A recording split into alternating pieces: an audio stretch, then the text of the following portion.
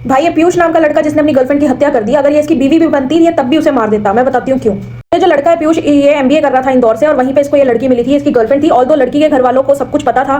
पीयूष के फादर इनके रिलेशनशिप से खुश नहीं थे, लेकिन ये दोनों सोचते थे कि भाई कभी ना कभी पीयूष के फादर मान जाएंगे। अभी जनवरी में क्या हुआ कि लड़की ने थोड़ा सा पीयूष से बात करनी बंद कर दी और उस चक्कर में पीयूष को ये शक हुआ कि भाई ये मुझसे बात नहीं कर रही, मतलब इसका कहीं और चक्कर चल रहा है। अब इस पॉजिटिवनेस के चलते पीयूष ने बार बार इसको बुलाया कि मुझसे आके मिल। अब ऐसे में लड़की एक दिन अपने पापा के साथ आधार कार्ड ठीक करवाने के बहाने आती है।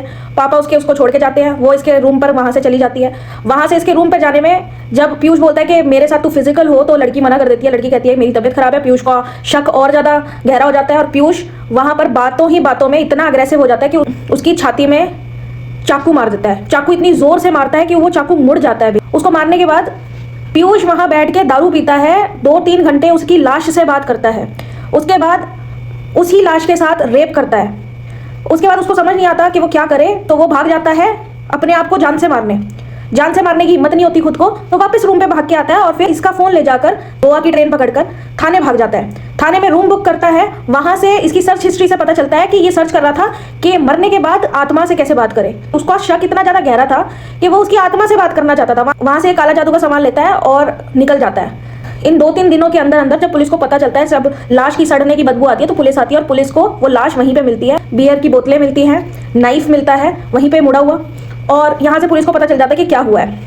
जब पुलिस लड़की का मोबाइल ट्रेस करती है तो मोबाइल की लोकेशन आती है महाराष्ट्र की। उस बंदे ने अपना मोबाइल बंद कर दिया था, लेकिन इसका मोबाइल चालू रखा था ये देखने के लिए कि इसके मोबाइल पे किसका कॉल आता है, जबकि कॉल सिर्फ लड़की की बहन ने और लड़की के पापा ने किया था उसको। और तो और उस लड़की के मरने के बाद इन दोनों के बीच के जो इंटीमेट मोमेंट्स थे जो इन्होंने वीडियो में रिकॉर्ड किए थे, वे वीडियो भी इसने सर्कुलेट कर दी एक ग्रुप में उसी लड़की के मोबाइल से जिसको इसने मारा है, जो इसकी प्रेमिका है।